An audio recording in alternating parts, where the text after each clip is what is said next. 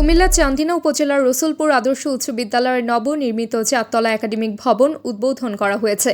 মঙ্গলবার বিকালে liberal Democratic পার্টির মহাসচিব ও অত্র প্রতিষ্ঠানের প্রতিষ্ঠাতা ডক্টর রেদওয়ান আহমেদ প্রধান অতিথি হিসেবে উপস্থিত থেকে নবনির্মিত বিদ্যালয়ের একাডেমিক ভবন উদ্বোধন করেন।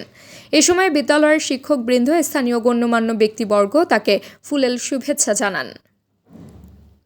আলোচনা সভায় বিদ্যালয়ের প্রধান শিক্ষক মোহাম্মদ নজরুল ইসলামের সভাপতিত্বে প্রধান অতিথির বক্তব্য রাখেন ডক্টর রেদওয়ান আহমেদ।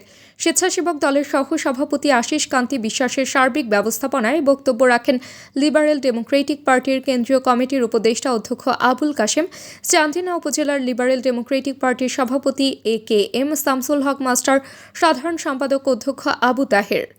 প্রভাষক সোহেল খানের সঞ্চালনায় উপস্থিত ছিলেন সাবেক চেয়ারম্যান মোহাম্মদ শাহজাহান, চান্দিনা উপজেলা গণতান্ত্রিক যুবদল সাধারণ সম্পাদক রাজীব আহমেদ ভুইয়া, উপজেলা গণতান্ত্রিক স্বেচ্ছাসেবক দল সভাপতি সাখাওয়াত হোসেন সাক্কু প্রমুখ।